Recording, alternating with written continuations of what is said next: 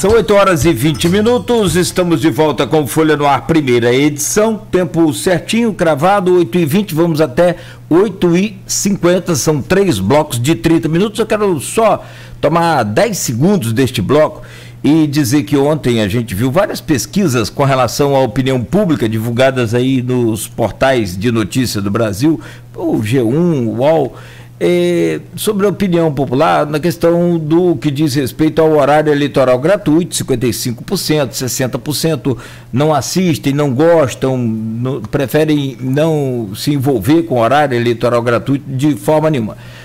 No rádio e na televisão, né, isso. E, sobretudo, o que me faz fazer esse comentário agora, me faz comentar isso, é justamente esse desinteresse que muitas das vezes leva ao desconhecimento.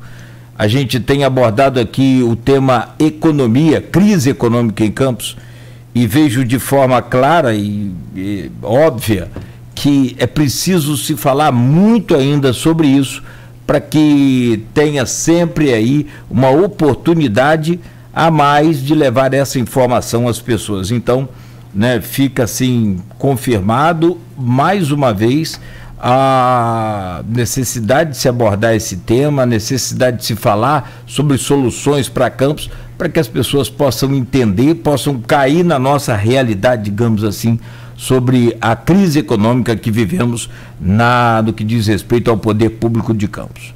Bom, estamos de volta e voltamos com a pergunta que o Aloysio fez no bloco anterior sobre o setor de sucro energético, né, o Aloysio? Por gentileza. Sucro colheiro, sucro colheiro, porque energético você fala só do álcool, né? Não, se bem que sucro energético está certo, sucro é açúcar e energético está correto, verdade. Botando o carro, fez a pergunta, o ouvinte, telespectador pelo streaming, qual seria a proposta de Beethoven especificamente para o setor sucro-colheiro? E ele fez um novo comentário aqui que faz uma brincadeira. Beethoven vai virar a cidade de ponta cabeça para dar jeito.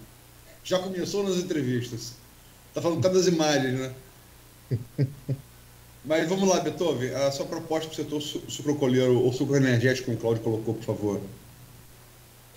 Fundecana é fazer captação de recursos, colocar a equipe da prefeitura para fazer captação de recursos junto aos ministérios da infraestrutura na cidade. Campos tem centenas de CEAs, né, que são as estradinhas de responsabilidade do município. Eu rodei o município de ponta a ponta e simplesmente tem lugar intransitável. Você tem que manobrar dentro da cratera. Quer dizer, a gente sabe que a cana, depois de cortada na propriedade, ela tem que ir de caminhão para a usina. E uma das grandes reclamações, das maiores reclamações dos produtores das usinas é o tremendo gasto que se tem com pneu rasgado, com caminhão quebrado, ou da impossibilidade de você tirar o produto do campo e levar para a usina. Simplesmente em época de chuva é impossível. Por quê? Porque a gente não cuida das nossas estradas sob responsabilidade do município. Então eu falei aqui de captação de recursos, colocar a equipe da prefeitura para trazer, como o Arnaldo Neto disse, dinheiro novo, aportar esse dinheiro no Fundecana, fazer linhas de financiamento para os produtores rurais e para as usinas também, e cuidar da infraestrutura que são as estradas. Porque, no geral, as empresas, as usinas já fazem um trabalho louvável.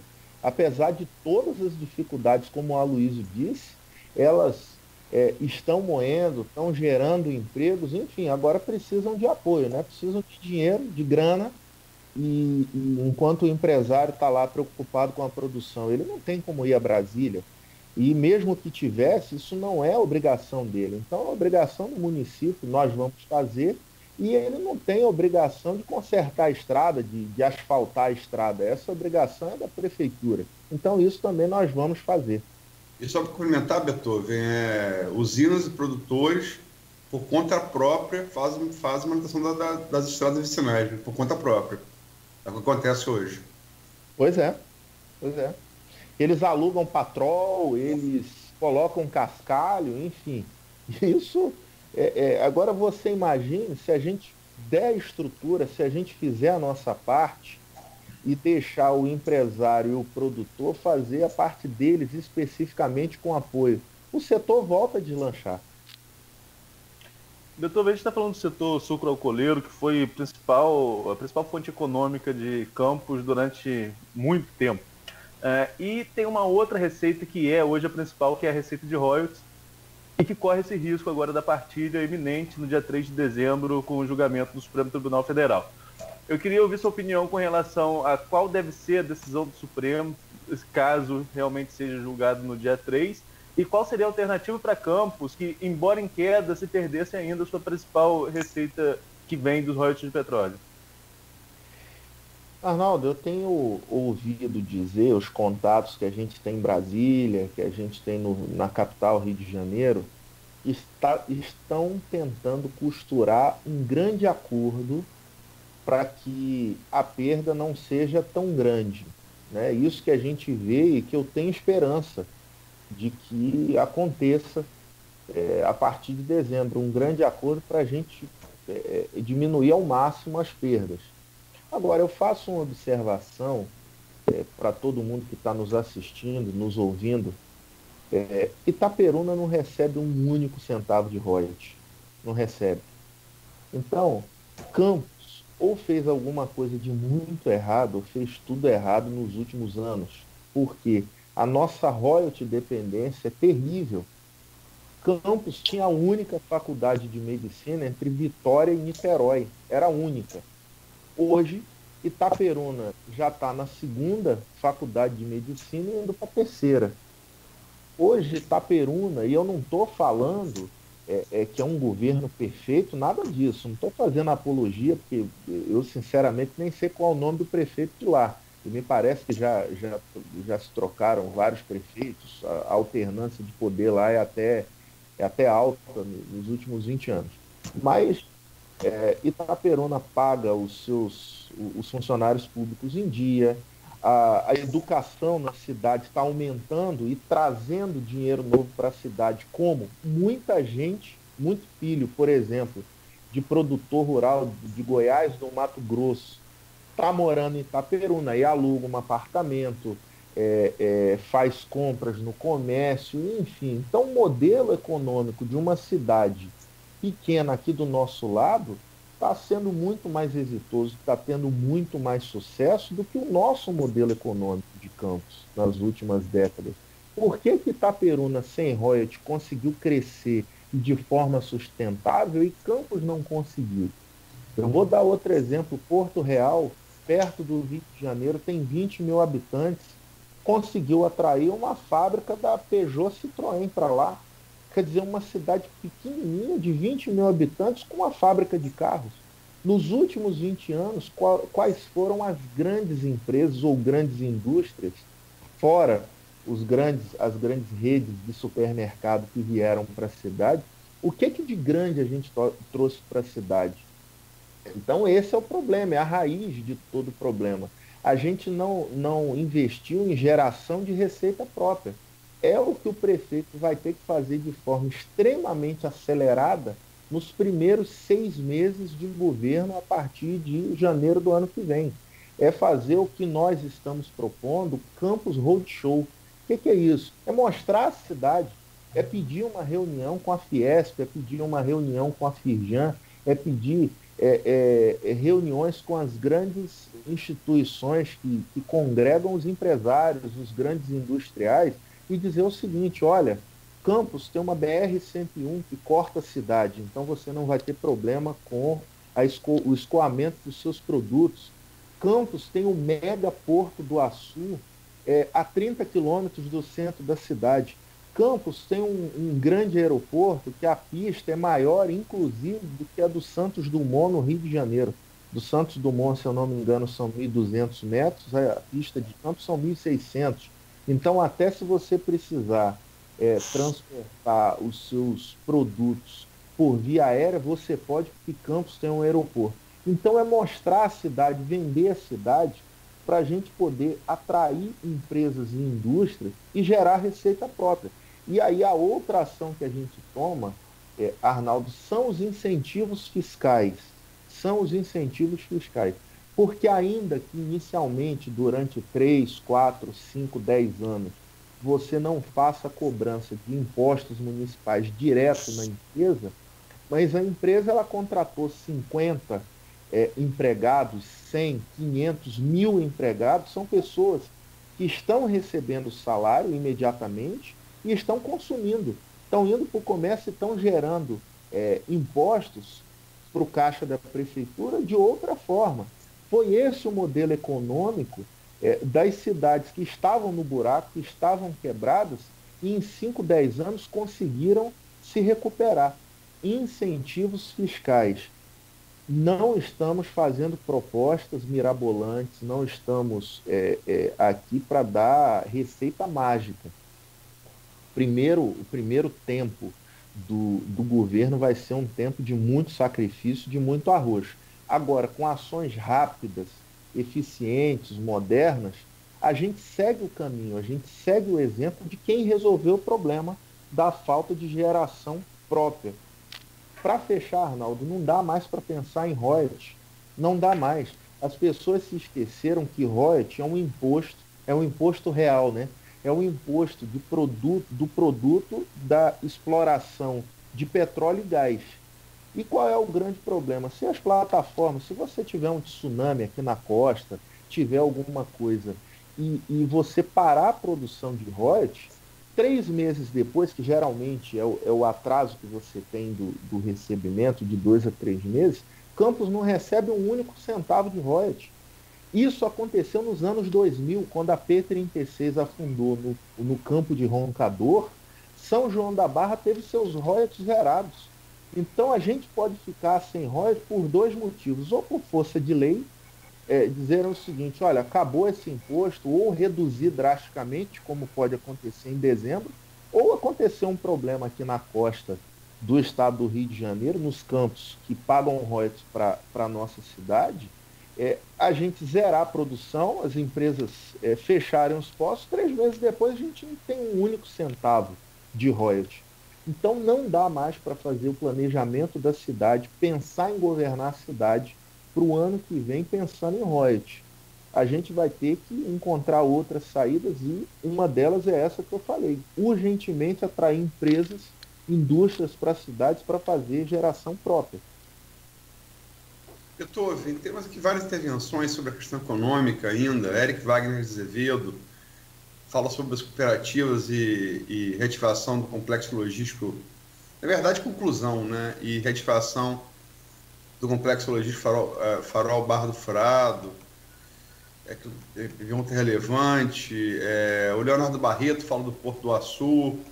Enfim, mas temos que deixar a pauta econômica entrar nesse bloco, na pauta política. Você citou no primeiro bloco, logo no começo do primeiro bloco da entrevista, diminuição, saber quantos são os RPAs, recibo por pagamento autônomo, né, e redução. Uhum. Na sua primeira entrevista, na primeira rodada de Sabatinos, você falou em 9,5 mil RPAs. Falei. Sim, só concluir a pergunta, por favor. E aí, no intervalo, se for um vereador havia de passado esse dado. No intervalo, você deu o nome do vereador Jorginho Virgílio.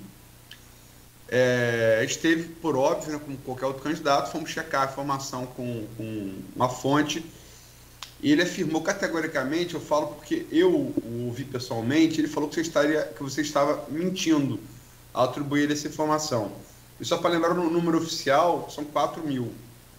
Como é que você se coloca diante dessa resposta de Jorginho e diante da questão dos RPAs? Não haveria essa polêmica, Aloysio, se os dados estivessem no portal da transparência, se fossem dados oficiais. Simples assim. A gente não teria essa guerra de narrativas. Eu reafirmo o que eu disse, mantenho o que eu disse. Agora, não posso, né, contradizer uma conversa informal.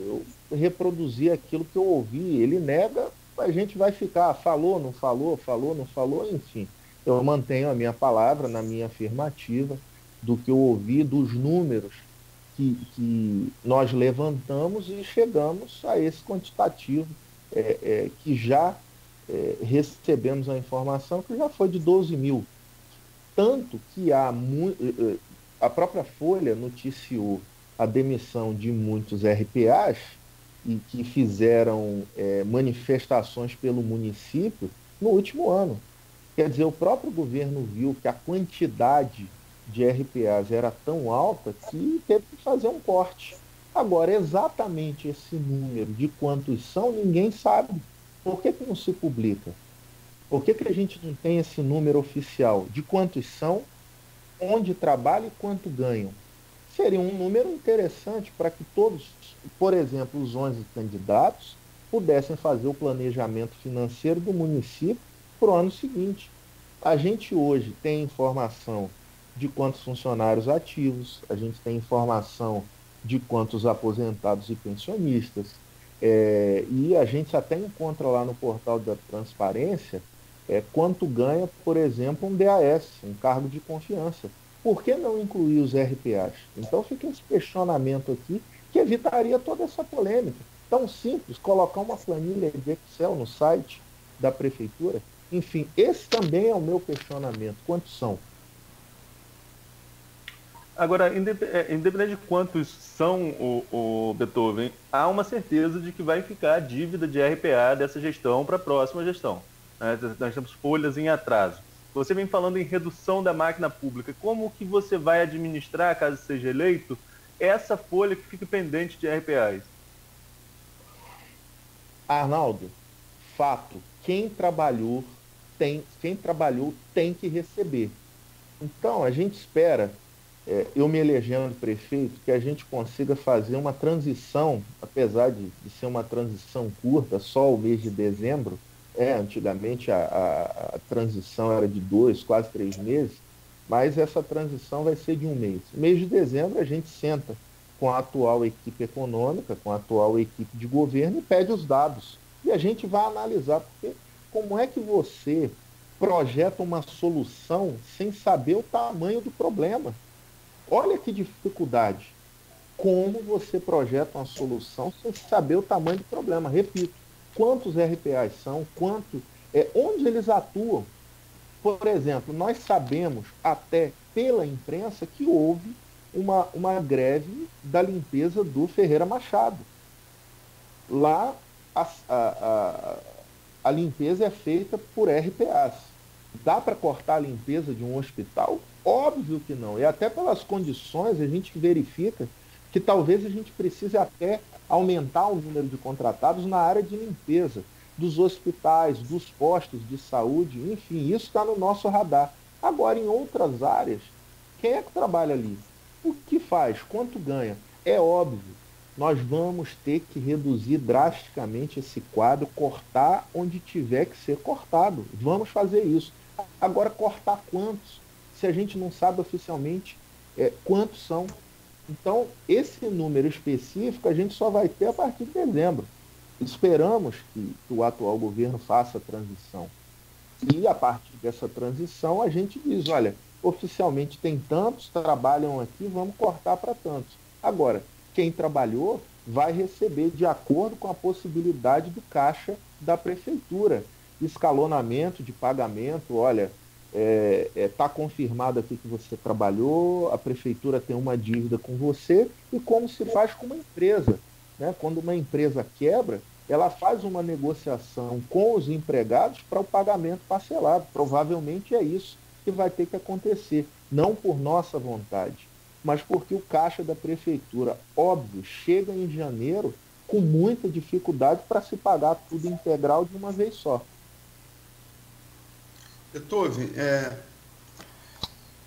temos agora não vamos ter os debates da Record e da TV da Record, já tradicionais na cidade, por conta do número de candidatos, né? Realmente 11 candidatos, um número inédito aqui em Campos. Ele advém do fato de não haver mais coligação proporcional. Então, os partidos eles têm que lançar candidatura para puxar a nominato. Isso é natural que seja assim. Mas ele traz grande dificuldade de logística, mas para essas redes que normalmente faziam esse debate. Grandes redes abertas de TV. Mas vamos ter um debate em segunda-feira, da Carjopa, no Tomóvel Clube, presencial. Você já confirmou presença. E vamos ter um debate também do Fidesz, esse é o mais aguardado, né? Foi o primeiro a ser organizado, com transmissão ao vivo aqui da Folha FM, então, no streaming e no áudio da rádio, e também na Plana TV. Eu perguntei ontem aqui ao candidato que abriu tanto a segunda quanto a primeira rodada, o Bruno Calil, um ordem definida de sorteio, com a presença dos representantes das 11 candidaturas. Perguntei se o debate era o local para você discernir entre os candidatos, aqueles considerados menos competitivos, se teria alguma relação de apoio com as candidaturas consideradas mais competitivas. E Bruno Calil afirmou que sim. Você concorda com ele? Por quê? Não concordo com ele. Não concordo, Luiz, porque eu estou indo para um debate de ideias, de soluções, de proposituras. Eu estou indo para o debate para isso. A candidatura do PSDB é uma candidatura que interessa a população de Campos, porque nós estamos fazendo propostas e trazendo soluções. E no nosso entendimento, na minha crença, o debate serve para isso. Para além do programa eleitoral, você discutir entre os candidatos ao vivo e com a população, mostrando para a população por que a ideia sobre educação de A é melhor do que a ideia de B. Enfim, é isso. Para mim, debate não é lugar para baixaria, debate não é lugar para ataque a adversários. Para mim, debate não é lugar para jogo jogado. Para mim, debate é lugar para discussão de ideias, projetos e soluções para a população. Então, eu vou aos 3 debates, se Deus quiser. Já confirmei a nossa presença em todos 3, no da Carjopa na segunda, do Fidesz no dia 5 de novembro e no da Terceira Via no dia 11 de novembro. E nós vamos lá exclusivamente para isso, para mostrar as soluções que o PSDB tem para Campos e para nada mais. Beto, essa pergunta ao Calil foi até depois que eu tinha feito uma, porque que a Luiz fez ontem, os bastidores estão... Esses burburinhos de bastidores do jogo jogado, como você mesmo colocou, dizem que candidaturas maiores, né, candidaturas consideradas mais competitivas, estariam atraindo pequenos candidatos ou candidatos com candidaturas que seriam consideradas menores para eles. E que essas conversas estariam muito quentes nas últimas semanas. Você que está acompanhando de perto, sabe de alguma coisa quanto a isso? Já participou de alguma conversa nesse sentido com alguém? É absoluto, Arnaldo. Até pela postura que nós temos, a minha postura enquanto presidente do PSDB, a minha postura enquanto candidato. Certas propostas eu tenho certeza que podem acontecer para quem dá brecha. A nós até agora não chegou nenhum tipo de proposta nesse sentido, com certeza não vai chegar porque não tem brecha para isso. As pessoas sabem muito bem, a população sabe, o mundo político sabe o motivo que somos candidatos. A gente veio para apresentar a solução. Então, ninguém bateu a nossa porta e não vão fazer isso não, porque eles sabem que não vão ter, não tem a mínima chance. Então, eles não vão jogar conversa fora com a gente. Se é que alguém está fazendo isso. Porque até agora, para o PSDB, para mim, para a nossa vice, não chegou nenhum tipo de proposta e não vai chegar. Eu vou lembrar uma grande liderança do seu partido em Campos, é o deputado Paulo Feijó, que disse que na política de Campos só falta boi voar. Então, se só falta boi voar, tudo pode acontecer. Mas nossa porta, Luiz, vai estar fechada. Então o boi pode até voar, mas não vai entrar. Mas aí pode fazer igual o Queiroz na casa, retomando a pergunta da Andréa Sadia, grande repórter. ao advogado Assef, Frederico Assef, como é que o Queiroz entrou lá, você entrou lá voando, então toma cuidado com a janela também. Mas enfim, a pergunta não é essa não, tem aqui várias perguntas do Maurício Furel Batista, tem também quem pergunta em relação a isso, meu Deus, as perguntas saem do Leonardo Barreto, em relação aos programas sociais que foram prometidos, cuja manutenção, está falando aqui especificamente do passagem social, do cheque cidadão e do restaurante popular, cuja manutenção foi prometida em 2016 pelo teu candidato a prefeito Rafael Diniz, não foi cumprida alegando a crise financeira, que é uma realidade, né? Então, a sua posição sobre esses 3 programas, por favor. Aloysio, eu vim por tudo ou nada. Eu não vim só para participar dessa eleição. Como candidato a prefeito, eu vim para ganhar, para ser competitivo e para ganhar a eleição. Agora, eu não vim para o Vale Tudo. E, infelizmente, nessa época, a gente vê muito candidato indo para o Vale Tudo, promete qualquer coisa, fala qualquer coisa. E o grande problema é que você tem que governar de acordo com aquilo que você prometeu durante a sua campanha, sob pena de cometer estelionato eleitoral. Isso eu tenho certeza que não farei. Isso eu tenho certeza que não farei. Até porque nossas propostas são muito claras. Se a gente sair com um voto da urna, com 100 mil votos que seja, se a gente ganhar em primeiro turno, se formos para o segundo turno, a população de Campos vai poder ter a certeza de que a gente vai cumprir o nosso projeto de governo, as nossas soluções. E a gente está sendo muito claro, a gente está dizendo de forma objetiva para todo mundo: Beethoven, volta a passagem social? Não.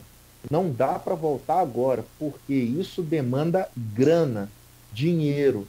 A prefeitura tem que botar dinheiro no transporte, tem que subsidiar, pagar a diferença para as empresas, pagar de ônibus, pagar a diferença da passagem para as vans.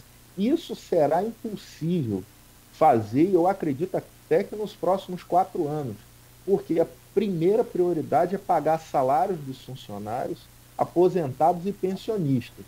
E cheque cidadão? Muito menos, muito menos. Hoje, Luiz, pela planilha que a gente baixou, quem quiser entra lá no motor de busca, Google, Bing, digita lá, Programa Bolsa Família, Campos dos Goitacazes, enfim. Entra no site do Ministério, que mudou de nome agora, todo dia muda de nome, mas vai sair a planilha de beneficiários do Bolsa Família. Campos tem, se eu não me engano, 1.809 famílias que recebem, que são beneficiárias do Bolsa Família, quer dizer, esse programa federal, né, de amparo social. O que nós pretendemos no governo do PSDB, no nosso governo? A gente blindar a nossa área de assistência social, o CRAS e o CREAS. Por quê? A atuação social da prefeitura, ela tem que ser uma atuação social técnica. Quer dizer, quem recebe o Bolsa Família tem que ser uma família que realmente necessite, que tenha o perfil dito nos critérios para receber o Bolsa Família. E tem muita distorção. Por quê? Porque tem o dedo político. É o cabo eleitoral do prefeito, é o cabo eleitoral do vereador. Isso sem citar nomes. Isso é um problema antigo. Não estou aqui imputando a governo A, a governo B. Mas existem distorções. Um minuto, então, candidato. Se a gente blindar a área que faz o levantamento para a gente direcionar os programas sociais para quem realmente precisa, a gente já resolve em grande parte o problema. Eu tenho uma pergunta, vou deixar para o próximo bloco. Posso fazer, Cláudio? Por favor. Então, você foi muito claro e direto, como de fato você disse que estava na sua proposta, você foi aqui dizendo que é impossível retomar o cheque cidadão e a parceria social de imediato, talvez até nos próximos 4 anos do prefeito que foi eleito, né? O próximo mandato. No entanto, assim, você tem poucas pesquisas registradas, o que não quer dizer que você tenha poucas pesquisas. Só que por legislação, por óbvio, a gente não só pode falar de pesquisa registrada. E lei é para cumprir, né? Não é para discutir.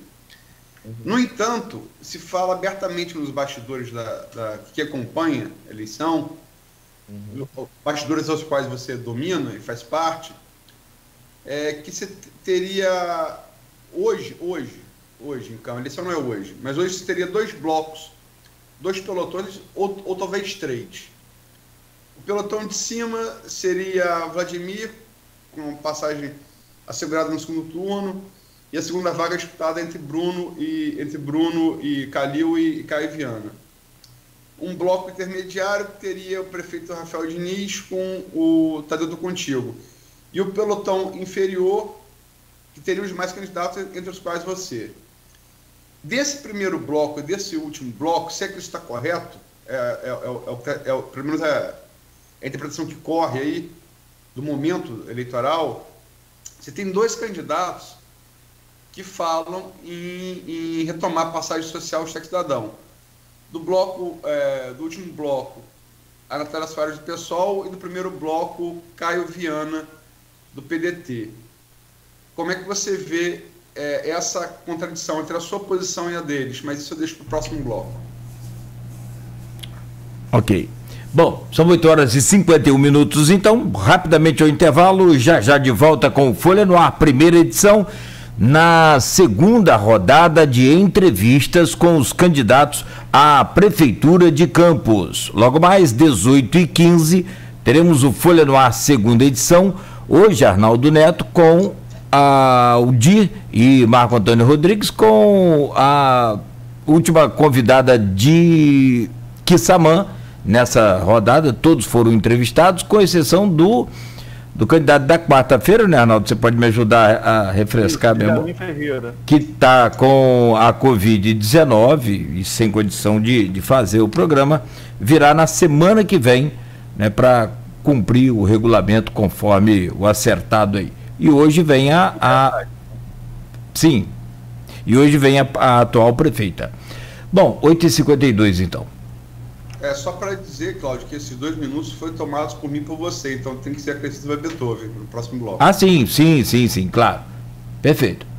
Os 30 minutos do bloco, né, na íntegra para o candidato. Entrevistas com os candidatos a prefeito